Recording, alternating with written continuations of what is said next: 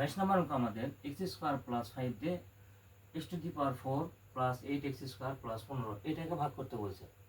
তাহলে আমরা প্রথমে যে কাজটা করব সেটা যে এই এক্স স্কোয়ারের সাথে কত গুণ করলে এক্স টু দি পাওয়ার 4 হবে। তাহলে এই এক্স স্কোয়ারের সাথে যদি আমরা আরেকটা এক্স স্কোয়ার গুণ করে দিই তাহলে কত হবে, এক্স টু দি পাওয়ার 4 হবে। আরেকটা এক্স স্কোয়ার আমরা গুণ করে দেবো, তাহলে এই এক্স স্কোয়ার আর এক্স স্কোয়ার গুণ করলে কত হবে, এক্স টু দি পাওয়ার 4।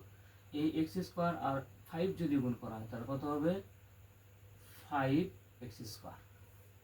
তাহলে এখানে মাইনাস চিহ্ন, এখানে কি হবে, প্লাস চিহ্ন, মাইনাস চিহ্ন হবে, তাহলে এটা কেটে যাবে।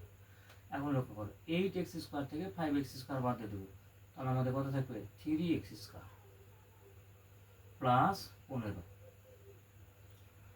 এবার লক্ষ্য করো যে এই এক্স স্কোয়ারের সাথে কত গুণ করলে 3 এক্স স্কোয়ার হবে।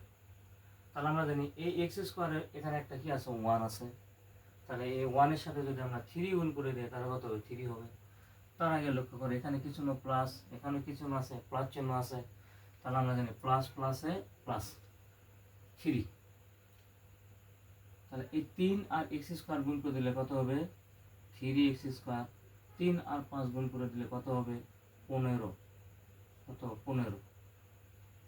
এখানে মাইনাস, এখানেও মাইনাস, এটা কেটে যাবে। তাহলে এটা আমাদের অ্যান্সার।